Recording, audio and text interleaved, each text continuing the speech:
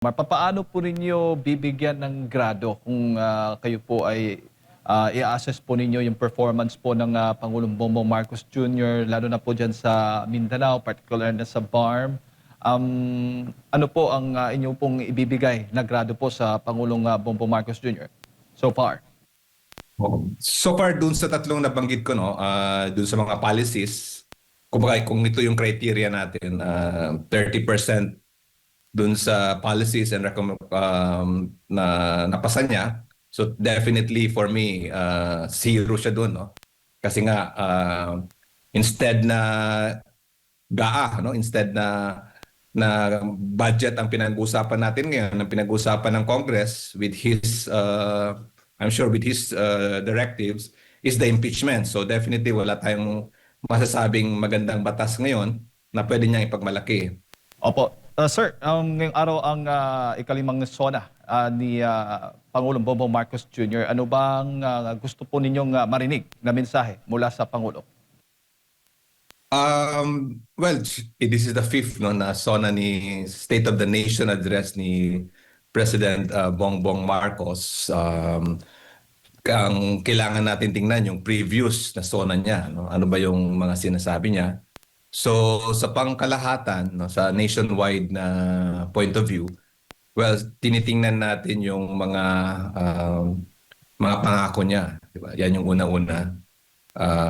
Ano yung mga policy reforms na gusto niyang gawin at ipapasa sa Kongreso at ano yung mga nagawa na at ano yung accomplishments niya. No? Kung ilan yung mga priority bills na kailangan maipasa ng ating Kongreso at ilan yung that really affected the lives of the Filipino people. Pangalawa, well, kanina nakikinig ako doon sa interview nyo kay kaibigan kong si Regional Director Dayang Hirang. No? Totoo po yun dito sa Mindanao. Grabe po yung climate change, no? Ang epekto ng lindol, bagyo, no? And iba't iba pang mga kalamidad. No? So ano ba yung mga programa niya tungkol dito? Ano yung programa niya na makakatulong sa sambayanang Pilipino? And pangatlo, syempre, yung usaping Bangsamoro in the upcoming elections, no? Ano yung kanyang mensahe sa mga Bangsamoro people na this coming September 14, 2026, Monday, is actually the first Bangsamoro parliamentary elections. So galing po si presidente natin doon sa Maguindanao, sa Datudi, Sinswat, sa Awang, doon sa kampo po ng 6ID Infantry Battalion, IB, 6IB. So, ay hindi pala ba, 6 Division, sorry, 6ID, 6 Infantry Division. Medyo, yun, ano yung, kasi dapat sana pumunta siya ng Cotabato City o pumunta siya doon sa malapit sa community. Ang wala kasi ang presidente natin doon lang siya sa kampo, hindi siya lumabas. Kukunti lang yung mga taong pumunta doon. Napansin natin, I'm sure yung mga nakapanood, talagang parang may hesitant, no? Parang yung presidente natin ay mayroon siyang hesitancy na pumunta sa Bangsamoro. And sana sa SONA niya ngayon, may balik niya yung tiwala at kumpiyansa ng taong bayan sa kanya. Bibigyan kami sa Bangsamoro ng fair, honest, and peaceful election. Opo. Yun yung for me, the 3 points. Yes. Opo. At nabanggit mo nga yung isa sa mga priority bills niya na napagtibay nga itong ang BARM election reset ngayon, sir. Pero ito ho ba ay may kukonsiderin ninyong magandang balita po para sa BARM na ito po ang isa sa mga natupad ng Pangulong Bongbong Marcos Jr. dyan po sa rehiyon? Yes, definitely. Ito po yung natitirang legacy, no? Natitirang pwede nating sabihing legacy ni Pangulong Bongbong Marcos Jr. sa amin sa Bangsamoro.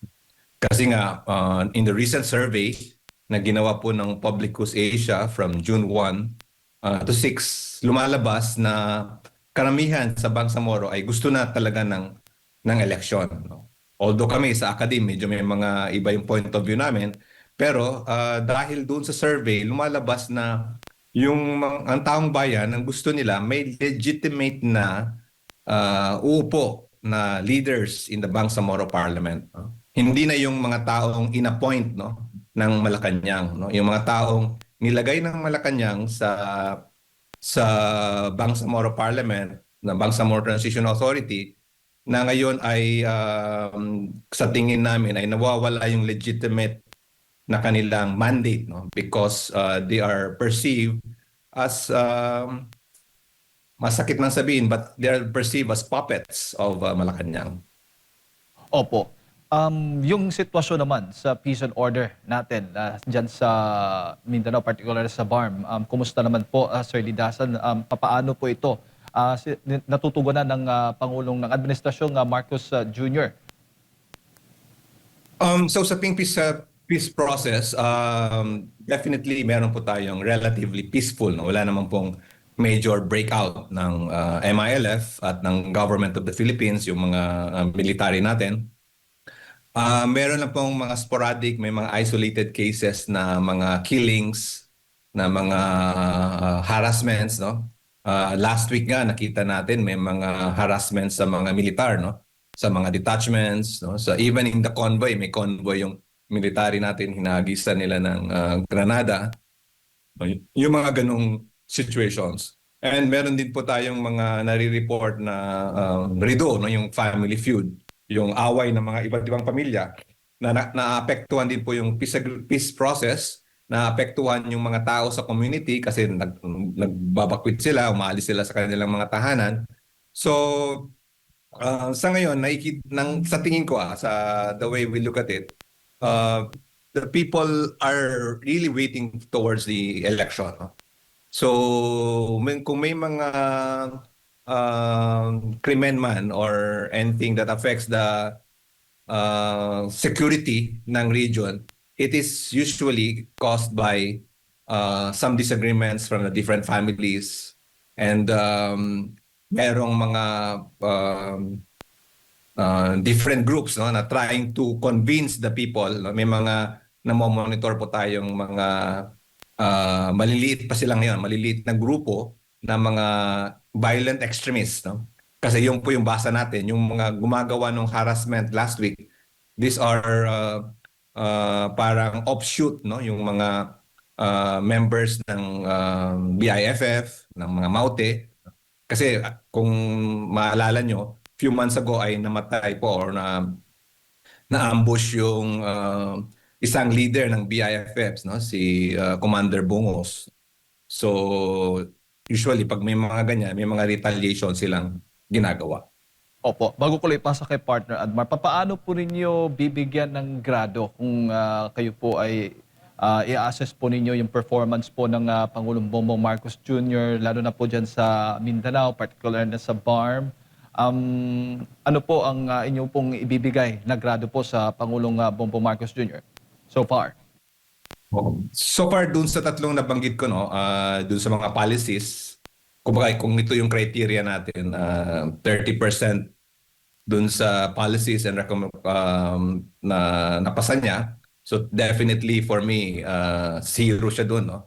Kasi nga instead na instead na budget ang pinag-uusapan natin ngayon, ang pinag-uusapan ng Congress with his I'm sure with his directives is the impeachment. So definitely wala tayong masasabing magandang batas ngayon na pwede niyang ipagmalaki. Doon sa usaping disaster, climate change, no, earthquakes, natural calamities, no, flooding kagabi dito sa Davao, may mga flooding na naman diyan sa Bansalan area, Matanao area. So definitely kung 30% yan, zero din po si presidente niyan, no? Kasi nga yung mismong RD na nagsasabi na wala tayong proper planning, no? Walang magandang programa. Doon sa usaping Bangsamoro and the peace process, sabihin nating 40% yun para sa amin, ay definitely negative 10 si presidente doon, no? Wala po kaming nakitang concrete program na ginawa niya para ma-uplift ang buhay ng Bangsamoro people. Ang ginawa lang po niya ay pinayaman niya yung mga taong kaalyado niya at they want to stay in power, and that's why for us in the Bangsamoro, the election will be very sentimental, very valuable para maibalik po sa tamang grupo yung paghawak sa Bangsamoro Parliament. So 10, -10 for me. Opo, Ginang Mussolini, assalamualaikum. Si Admar po ito. Waalaikumsalam. Opo, sir, kung pagbabatayan natin yung pag-usad po ng BARM, simula nang mag-umpisa ito sa panahon ni Pinoy hanggang sa kasalukuyan po, meron na bang momentum sana na maganda na yung tapos may pagbaba? Kung pagbabasehan niyo po, simulat sa pulpo dito sa paglikha ng BARM po, Ginong Mussolini. Magandang tanong yan. Kasi sinimula ni Pangulong Pinoy, ni President Noynoy Aquino, yung CAB, Comprehensive Agreement on the Bangsamoro. No? Kumbaga, yun na yung nabigyan ng opportunity yung Moro Islamic Liberation Front na makipag-usap sa ating gobyerno. So, hindi basta-basta yun yung ginawa ni Pinoy. So, we have to give the credit to him. And then, unfortunately, yung BBL, Bangsamoro Basic Law, hindi siya napasa sa time ni Pinoy because of the Mama Sapano incident. No? So, matandaan natin sila Minister Iqbal, marami, yung mga MILF na sa Senado during the hearing nung Mama Sapano, yung Orange SAF 44. Kaya talagang outrage, no, galit na galit yung taong bayan doon sa nangyari. Kaya hindi na suportahan yung peace process. Now, in 2016, nung umupo si President Duterte, medyo dahan-dahan pong naibalik yung usaping pangkapayapaan. Nagkaroon ng magandang relasyon, no, yung government natin at yung MILF, at kung saan napasa po yung Bangsamoro Basic Law na naging Bangsamoro Organic Law at nagsimula na po yung decommissioning. Yung decommissioning, yung tinatawag nating rebuild ng lives ng mga BIAF, ng Bangsamoro Islamic Armed Forces, yung sundalo po ng MILF. So dahan-dahang yung decommissioning umaandar, umusad, and then yung political track po, yung pag-establish ng Bangsamoro government ay totally established, no, in 2019. 2018, and then 2019 is the ratification din po nung batas. So, totoo po yun. May momentum na po tayong nakita. No? Kumpiyansa, nandun yung trust and confidence ng both sides, the government and the MILF. Pero nung March 2025 ay nag-iba yung simoy ng hangin. No? Talagang, yung nga sinasabi ko, yung mga kaalyado po ni Presidente ang kanyang pinaupo sa BARM at kung saan ang MILF ay nag-decide na hindi na nila ipagpapatuloy yung decommissioning. No? So parang nahinto po yung decommissioning, which is an important part of the peace process para po mawala na po yung mga armadong grupo sa Bangsamoro. So yun ang medyo nakikita natin na sayang po yung momentum. Opo, and alam natin, way back 2023 pa, no, nung nagkaroon ng lamat ang magandang samahan sa pagitan ng mga Duterte, Marcos, yung unity team po, no, hanggang sa kasalukuyan nga, alam naman natin yung issue po. Naging malaking epekto po ba ito, no, lalo taga Mindanao mga Duterte, sa performance ng Marcos administration para po sa BARM or sa kabuuan sa Mindanao? Well, sa tingin ko, parang ganun din yung nangyari. Parang yung relationship sa national, no, ay nagre-reflect po dito sa Bangsamoro.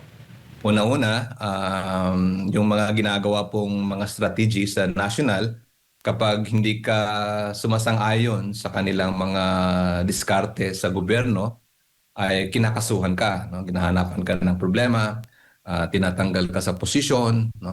So when the Vice President decided to resign as the secretary ng Department of Education, at yun na nga yung sinasabi niyo po, yung relationship nila ay nagkaroon ng problema. Naapektado po talaga ang BARM. Kasi yung even yung mga pro Duterte na mga grupo sa BARM ay yun din, parang may retaliation na ginagawa. But which for me is very sad kasi sa simula, during the campaign, magkakasama, the same yung plataforma, the same yung mga objectives, pero nung 2023 ay nasira na yon, no? And surprisingly din kasi, yung kung pag-aaralan natin yung grupo ng MILF, no? During the 2022 elections, yung grupo po nila Iqbal, nila former Minister Mojer Iqbal, and some of the MILF actually supported the Pink, no? Supported Leni Robredo. Si Interim Chief Minister Macacuapo yung sumuporta kay Bongbong Marcos, and yung may mga ibang grupo na sumuporta sa kay Inday Sara, no, as the Vice President. So, yun, kumbaga kung makikita natin, hindi naman supposed to be sila Iqbal, hindi naman sila talagang totally under or supporting Inday Sara, pero bakit sila nadamay, no?